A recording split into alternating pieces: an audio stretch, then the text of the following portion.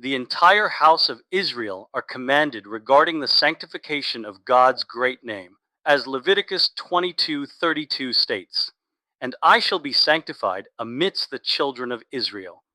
Also, they are warned against desecrating his holy name, as the above verse states, "And they shall not desecrate my holy name." What is implied? Should a Gentile arise and force a Jew to violate one of the Torah's commandments at the pain of death, he should violate the commandment rather than be killed, because Leviticus 18:5 states concerning the mitzvot, which a man will perform and live by them. The mitzvot were given so that one may live by them and not die because of them. If a person dies rather than transgress, he is held accountable for his life. 2. When does the above apply? With regard to other mitzvot, with the exception of the worship of other gods, forbidden sexual relations, and murder. However, with regard to these three sins, if one is ordered, transgress one of them or be killed, one should sacrifice his life rather than transgress. When does the above apply? When the Gentile desires his own personal benefit. For example, he forces a person to build a house or cook food for him on the Sabbath. He rapes a woman, or the like. However, if his intention is solely to have a Jew violate the mitzvah, more severe rules apply. If the Jew is alone and 10 Jews are not present, he should transgress and not sacrifice his life. However, if a Gentile forces him to transgress with the intention that he violate a mitzvah in the presence of 10 Jews, he should sacrifice his life and not transgress. This applies even if the Gentile intended merely that he violate only one of the Torah's mitzvot. 3. All the above distinctions apply only in times other than times of a decree. However, in times of a decree, i.e., when a wicked king like Nebuchadnezzar or his like will arise and issue a decree against the Jews to nullify their faith or one of the mitzvot, one should sacrifice one's life rather than transgress any of the other mitzvot, whether one is compelled to transgress amidst 10 Jews or one is compelled to transgress merely amidst Gentiles. 4. If anyone about whom it is said, "Transgress and do not sacrifice your life," sacrifices his life and does not transgress, he is held accountable for his life. When anyone about whom it is said, "Sacrifice your life and do not transgress," sacrifices his life and does not transgress, he sanctifies God's name.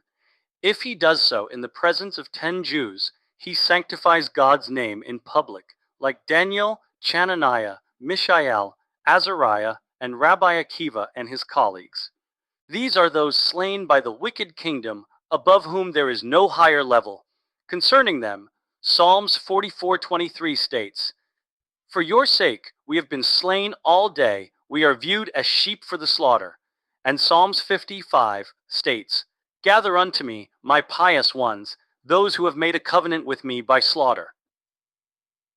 When anyone about whom it is said, "Sacrifice your life and do not transgress," transgresses instead of sacrificing his life, he desecrates God's name. If he does so in the presence of 10 Jews, he desecrates God's name in public, nullifies the fulfillment of the positive commandment of the sanctification of God's name, and violates the negative commandment against the desecration of God's name.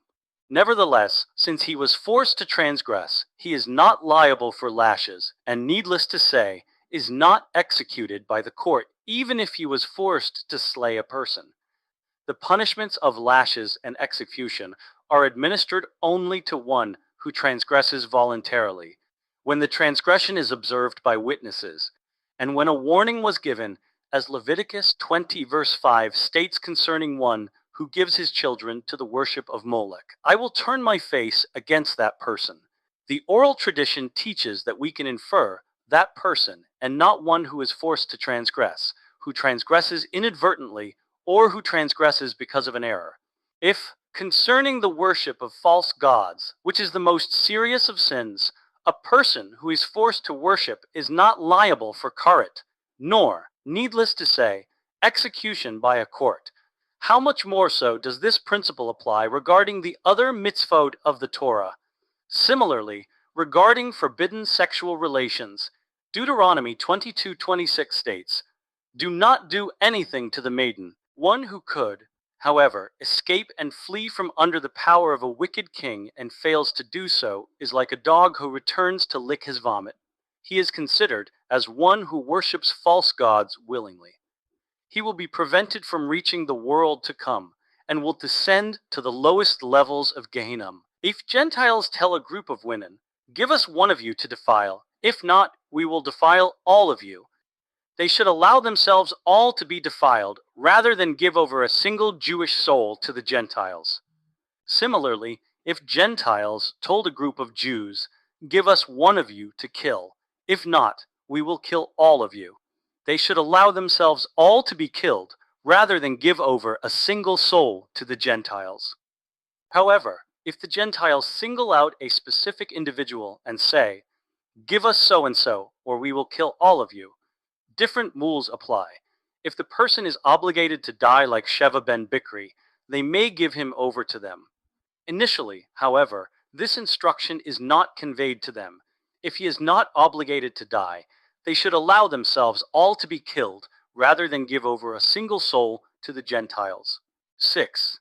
Just as these principles apply regarding being forced to transgress, they also apply regarding sicknesses. What is implied? When a person becomes sick and is in danger of dying, if the physicians say that his cure involves transgressing a given Torah prohibition, the physician's advice should be followed. When there is a danger to life, one may use any of the Torah prohibitions as a remedy, with the exception of the worship of false gods, forbidden sexual relations, and murder. Even when there is a danger to life, one may not use them as a remedy. If one transgresses and uses them as a remedy, the court should impose the appropriate punishment upon him. 7. What is the source which teaches that even when there is a danger to life, these three sins should not be violated? Deuteronomy 6:5 states, "And you shall love God, your Lord, with all your heart, with all your soul, and with all your might." The words "with all your soul" imply even if one takes your soul. With regard to the killing of a Jewish person to heal another person or to save a person from one who is compelling him, it is logical that one person's life should not be sacrificed for another. And the Torah has established an equation between forbidden sexual relations and murder, as Deuteronomy 22:26 states. This matter is just like a case where a person rises up against his colleague and slays him. 8. When does the above, that one may be healed using other prohibitions only when one's life is in danger, apply? When one uses them in a way which affords satisfaction, e.g., when one feeds a sick person insects or creeping animals, or hametz on Pesach, or when one is fed on Yom Kippur. When, however, the prohibited substances are used in a way that does not grant satisfaction. For example, one makes a bandage or compress of hametz on Pesach or from Orla, or when one is given bitter-tasting substances mixed with forbidden foods to drink. Since one's palate derives no satisfaction, it is permitted even when no danger to life is involved. Exceptions to this leniency are kilai hakerem and mixtures of milk and meat. Deriving benefit from them is forbidden, even in a way that does not offer satisfaction. Therefore, they may not be used as a remedy, even in a manner which does not grant satisfaction, except when there is danger to life. 9. When someone becomes attracted to a woman and is lovesick to the extent that he is in danger of dying, although the physicians say he has no remedy except engaging in physical intimacy with her, he should be allowed to die rather than engage in physical intimacy with her. This applies even if she is unmarried. He is even not to be given instructions to speak to her in private behind a fence. Rather, he should die rather than be given instructions to speak to her behind a fence. These restrictions were instituted so that Jewish women would not be regarded capriciously, and to prevent these matters from ultimately leading to promiscuity. 10. Whoever consciously transgresses one of the mitzvot related in the Torah, without being forced to, in a spirit of derision, to arouse divine anger, desecrates God's name. Therefore, Leviticus 19:12 states, regarding taking an oath in vain, "For you are desecrating the name of your Lord. I am God." If he transgresses amidst 10 Jews, he desecrates God's name in public. Conversely, Anyone who refrains from committing a sin or performs a mitzvah for no ulterior motive, neither out of fear or dread, nor to seek honor, but for the sake of the Creator, blessed be He, as Joseph held himself back from his master's wife, sanctifies God's name. 11. There are other deeds which are also included in the category of the desecration of God's name, if performed by a person of great Torah stature, who is renowned for his piety, i.e., deeds which, although they are not transgressions, will cause people to speak disparagingly of him. This also constitutes the desecration of God's name. For example, a person who purchases merchandise and does not pay for it immediately, although he possesses the money, and thus the sellers demand payment and he pushes them off. A person who jests immoderately, or who eats and drinks near or among the common people, or whose conduct with other people is not gentle, and he does not receive them with a favorable countenance, but rather contests with them and vents his anger, and the like. Everything depends on the stature of the sage, the extent to which he must be careful with himself and go beyond the measure of the law depends on the level of his Torah stature. 12. The converse is also true.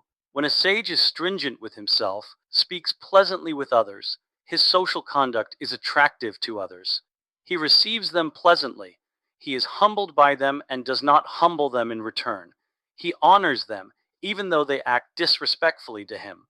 He does business faithfully and does not frequently accept the hospitality of the common people or sit with them, and at all times is seen only studying Torah, wrapped in tzitzit, crowned with tefillin, and carrying out all his deeds beyond the measure of the law, provided he does not separate too far from normal living and thus become forlorn to the extent that all praise him, love him, and find his deeds attractive.